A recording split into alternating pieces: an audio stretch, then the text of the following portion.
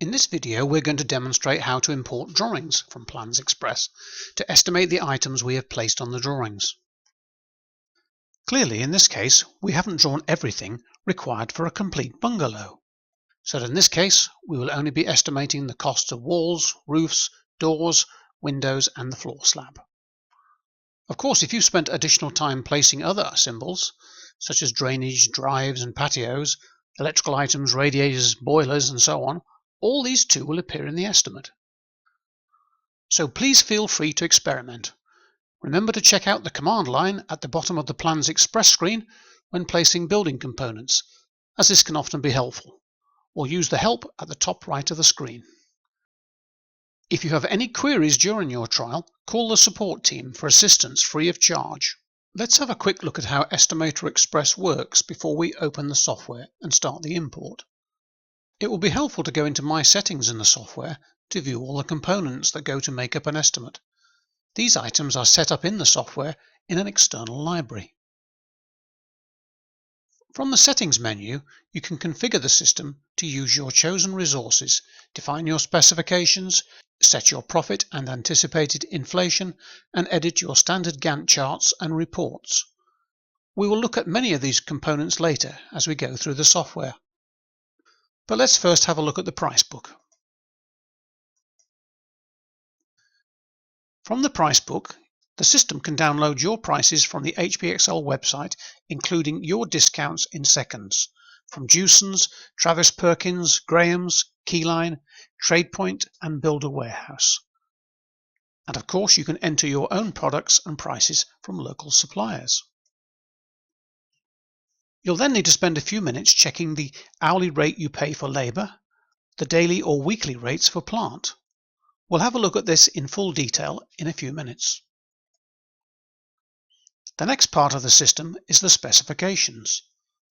Let's go into My Specifications.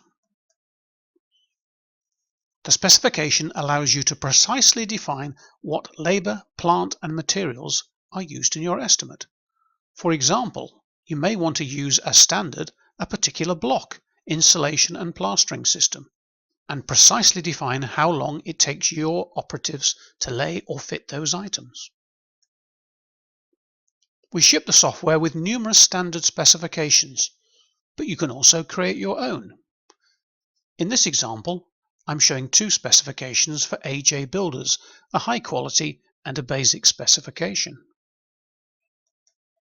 Looking inside a spec, you can see the sort of thing that's going on. For example, we're in the cavity wall specification here, and you can see that the bricks above DPC by default are set at 75p each.